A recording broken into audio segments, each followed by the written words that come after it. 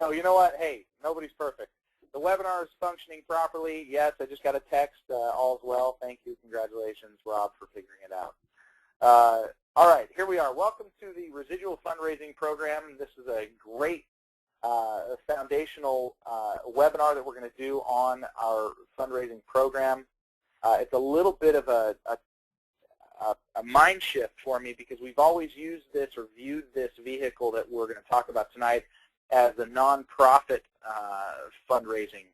But you know what? We've opened it to not just specific 501c3 organizations. There's a lot of great organizations out there that have not invested the $5,000 or $6,000 or $8,000 to become a legitimate 501c or a legitimate not-for-profit organization.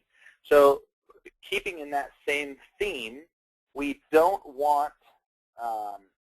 just don't want people to be excluded if they're truly out there for the good and the benefit of others. We want them to be able to use Viridian in a way that they can benefit those that they currently are trying to support in one way or another.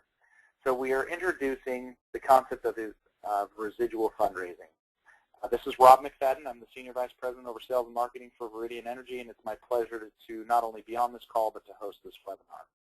So let's give you a little bit of background. One of my absolutely favorite associates, and you know, I truly have a large capacity to care about people, which is what makes me effective in this particular role.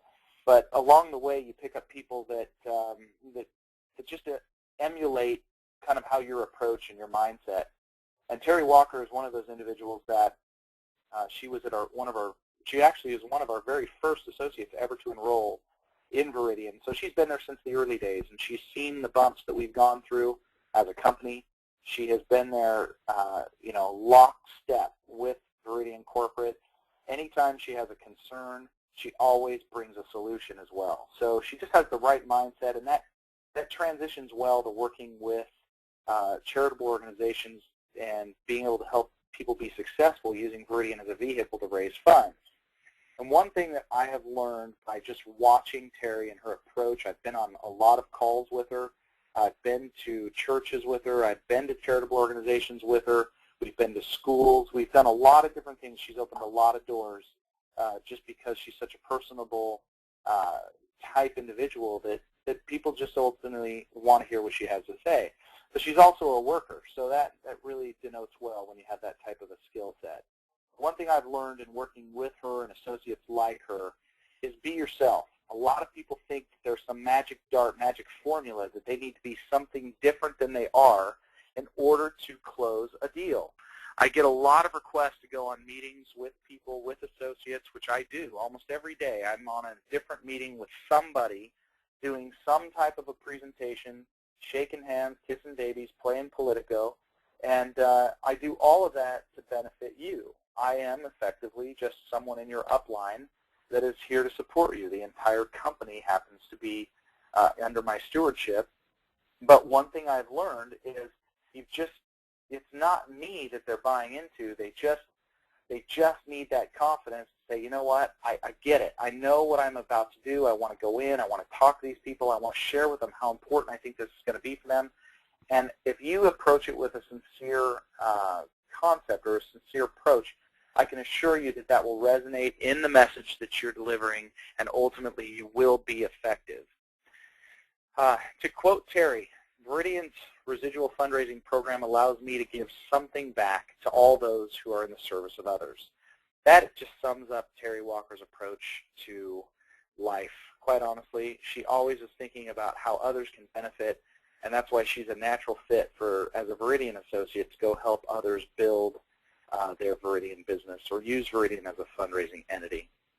Now, one thing I need you to all understand is if you have questions during this presentation, I want you to go ahead and just type those in.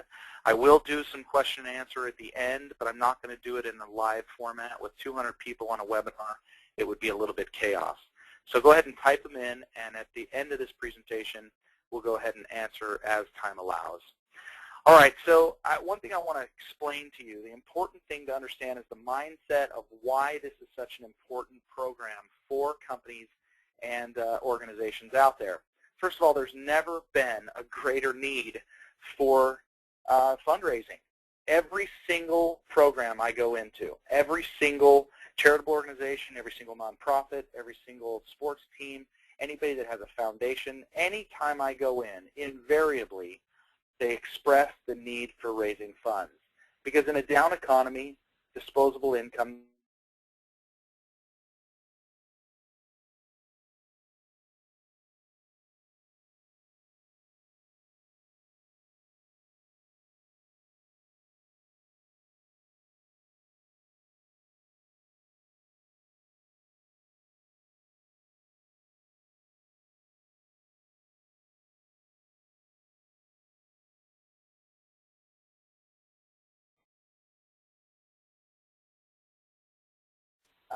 every single charitable organization, what is it or how is it that you're currently raising funds?